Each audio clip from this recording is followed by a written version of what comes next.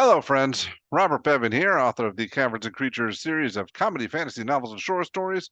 With me is Sam West. And what day is it, Sam? It's Warlock Wednesday. Oh, yeah. Best day of the week, as always. Warlock Wednesday again. And today we'll be covering the Eldritch Invocation, Grasp of Hadar. Hopefully I didn't unplug my camera or my microphone. I can hear you. Excellent. So this is from Xanathar's Guide to Everything. It has a prereq of having Eldritch Blast. So you have to have Eldritch Blast if you want to take this. Once on each of your turns, when you hit a creature with your Eldritch Blast, you can move that creature in a straight line 10 feet closer to you. Cool? That's it. That's all it does. Yep. And it's only once per turn, which is a bummer. Yeah. But it's neat still. The other one, the opposite of it, is called Repelling Blast. I think that's every hit counts, right? Repelling Blast, when you hit a creature with Eldritch Blast, you can push them 10 feet in a straight line. Yes. Yeah. I like that one a lot better. That is a lot better. The difference being able to put like 10 feet and 30 feet is a very big difference. So, well, that and the difference between a push and a pull. I mean, if I'm if I'm Eldritch blasting something, I probably don't want to pull them toward me. Yeah, I think a lot of the time that's going to be the case. I will say that what this is going for is pools are sometimes important. So if things don't know you have a pool and they run right up to the next to an area of effect damage effect, like a wall of fire or something, then be like, oh, I can't get through this wall of fire. You can be like, yoink, yes, you can. And then you grasp them towards you, right? I think there are genuinely decent chunk of scenarios where things will come right up to a damaging spot for like range and to see things, to like check for, get out from behind cover or whatever. Being able to pool them does often open up windows to get them into damaging effects if they're set up. But that leads into the next point of like, you have to have damaging things set up for this to have any relevance whatsoever. And that's more or less going to be dependent on other players doing it, because Warlocks aren't great at setting up damaging area of effects. So you're kind of left in like this nebulous space as to who wants this and when is it good? And the answer, I think, usually is it's not. Yeah, I feel like if you're going to set up an area of effect damage thing, there's probably equal opportunities to where a push is going to be more effective or a pull is going to be more effective. And with those, with those being equal, I like all the other things about pushing better than pulling. And yeah, I don't know. I don't know. I don't see these effects used often because they're difficult, like we just said, to set up. So I don't know which one's going to be more common or if they're about equal, but I will agree that like repellent does seem more useful for, at minimum, you take an attack roll at disadvantage and have one of like with 3 or 4 attack rolls with Eldritch Blast. Being able to have a couple shots of getting a free disengage while also pushing out damage is a really huge upside of the push. And this is something Grasp of the Hard never can do, which is a bummer. And like the characters that would take Grasp of Hadar probably want to be melee ranged then, in which case you want to be attacking with your attack action with your sword or your packed weapon or whatever. And I don't want to have to use Grasp of Hadar to get a 10-foot extra get closer by 10 feet. I don't love that. You know what could be fun if I always talk about this the scenario defending the castle wall. You're on top of the castle walls, yes, defending against the big hordes coming. If you're in the horde and you cast at a guy on the wall, yeah. That, like, I think that's where it is at its most interesting. It's where the Thorn Whip is at its most interesting, right? It's like the 2-tier tavern where you got some annoying ruffians upstairs and you yoink one off a balcony, right? That feels like it's in the same camp as this, but this is way better ranged, so you could reasonably pull people over precipices and stuff. How often are we facing precipices? When's the last time you as a character invaded a castle? Or what? Or be on a boat. Yeah, but the people off the side of a boat. Pushing people off the side of the boat feels like more easier than pulling them off the boat, because that means you're probably on the boat. Otherwise, you're like pulling up next to a boat, and you're like, okay, I'm talking about a different boat. Sure. You got a pirate adventure, and I do love shipboard combats. You. I've been involved and DM'd a surprising quantity of shipboard combats. I felt like there was in the general space like 3 years of pirate campaigns where everyone in all the systems were just doing pirates everywhere, and it was really great. I think we should do that again. That was a super fun time. Pirate adventuring is a great time. If you haven't done a pirate adventure, 100% would recommend. There's lots of great inspiration. Like Pirates of the Caribbean is almost Dungeons and Dragons movie in that you got like a couple of rapscallions, you got a fighter duelist in Will, you got Jack, who's very clearly like this rakish rogue. It's great. They all come together. And there's skeletons and zombies and crap. It's great. It's magical. It's fun. What's not to love? Anyway, Grasp of Hadar. This is our Pirates of the Caribbean movie review. In Grasp of Hadar, at that table, I still probably aren't. I'm not taking it though, just because like that's a very, very niche use case. Is one of my blasts in a round can maybe pull something over the edge of a ship? I don't want my invocations to be that fringe. I don't think.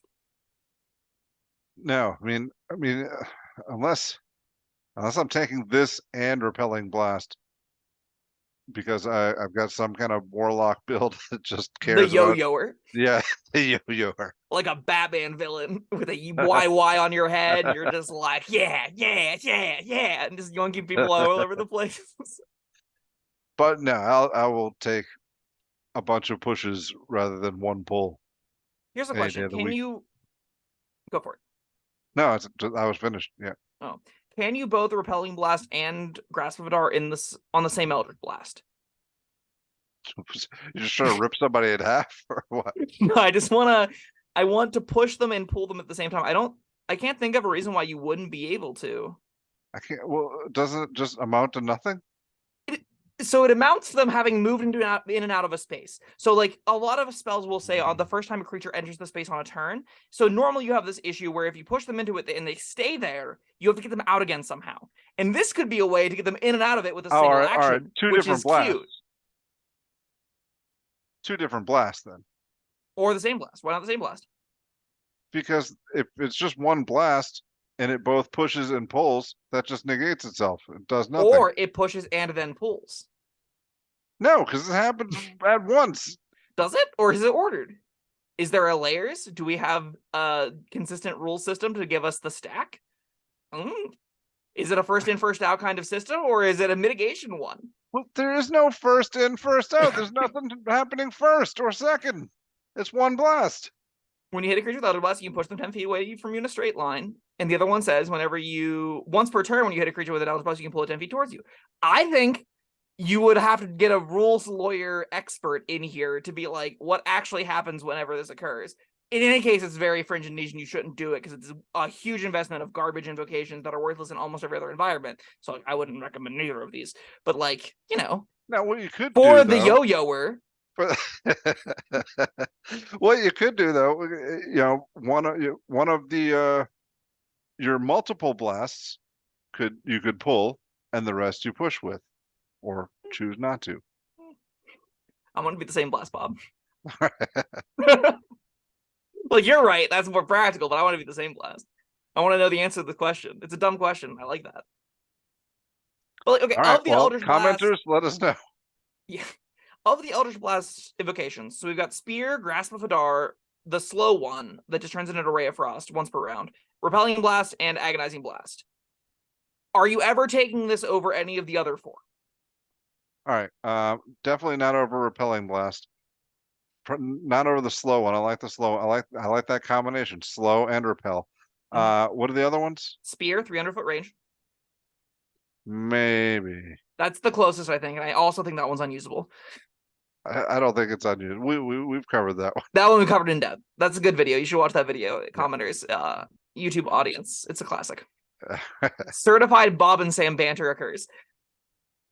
What else we got? Agonizing Blast, the charisma mod to damage, which is the first one you always take. Taking that one. Yeah.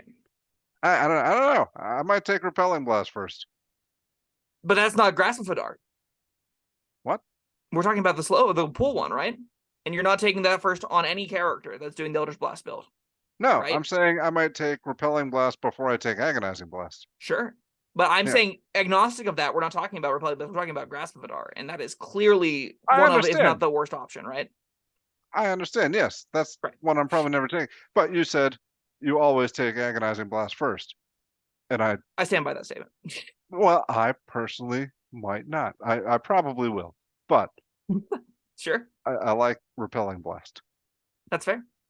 You like Man, things we're that gonna- slow by 10 feet and push 10 feet. You got the nifty little distance management. I Will it just matter? stay away from me, people. Yeah, but save personal space. That's Yeah. what all Bob's asking for, is personal space.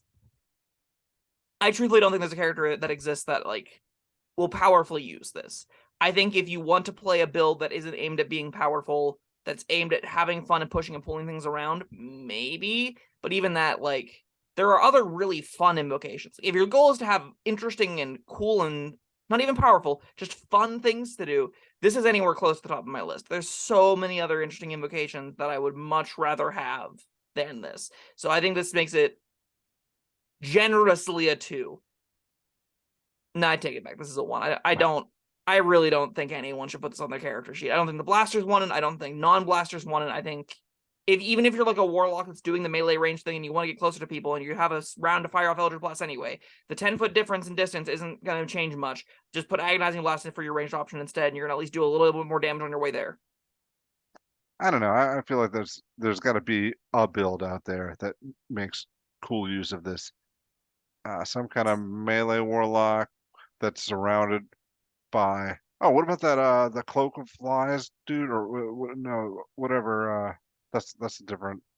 You could just move to them. Well, What if yeah, you took but- like Thirsting Blade and Cloak of Flies and all the other important melee invocations? Yeah, whatever. I don't have an encyclopedic knowledge of all these. I'm thinking there could be a build where you just want to suck somebody toward you and have them suffer your horribleness. 10 feet at a time. Once a round. Yes.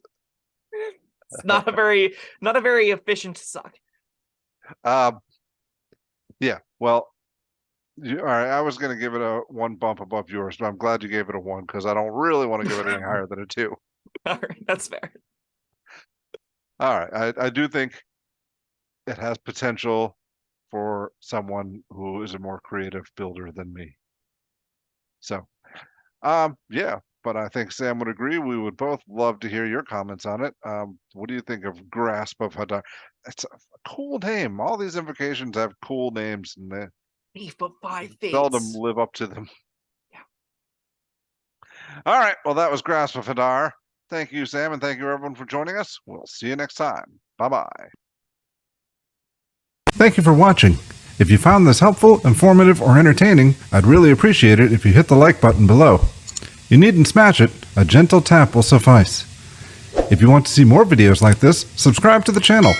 And make sure you check out the links in the description, where you'll find my Caverns Creatures series of comedy fantasy novels, Sam's full review of the spell, and other fun things.